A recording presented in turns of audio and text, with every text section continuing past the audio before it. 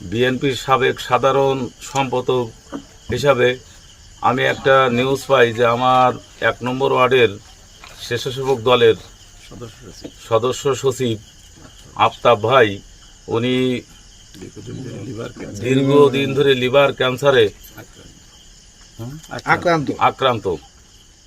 বাংলাদেশ জাতীয়তাবাদী দলের পক্ষ থেকে ২ নম্বর কপিলমুনি ইউনিয়নের পক্ষ থেকে আমি ১০,০০০ টাকা ওনার সুস্থতার জন্য, চিকিৎসার জন্য এই টাকা আমি ঘোষণা দিচ্ছি যে আমি আগামীকালকে সন্ধ্যার ভিতরে উনি একটা আর্থিক বরাদ্দের ব্যবস্থা করবেন এবং ইতিমধ্যেই উনি যদি এখানে চিকিৎসা করা সম্ভব হয়, যেটা আমি বুঝেছি ডাক্তার হিসাবে, যে ওনার যে রোগ সেটা এখানে চিকিৎসা করা সম্ভব না, এটা তাকে উন্নত চিকিৎসার জন্য ঢাকায় তাকে প্রেরণ করা প্রয়োজন।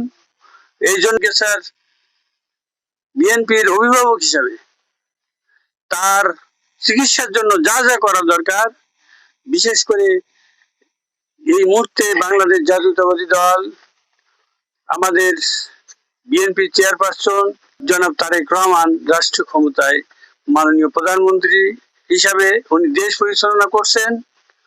ওনার আমরা বাংলাদেশ জাতীয়তাবাদী দলের পক্ষ থেকে ওনার দৃষ্টি আকর্ষণ করছি। আমরা মাননীয় প্রধানমন্ত্রীর দপ্তর থেকে আমরা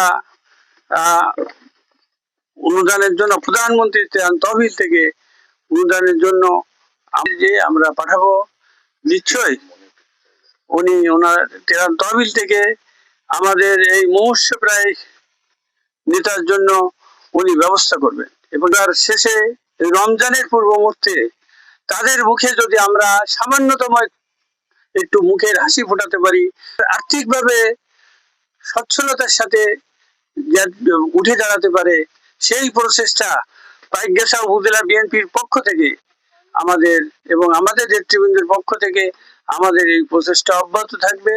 যেন পাইকগাছার, বিশেষ করে সারা বাংলাদেশে এই নির্যাতিত নেতা কর্মীরা তারা যেন মনে করে যে বিএনপি তাদের পাশে আছে।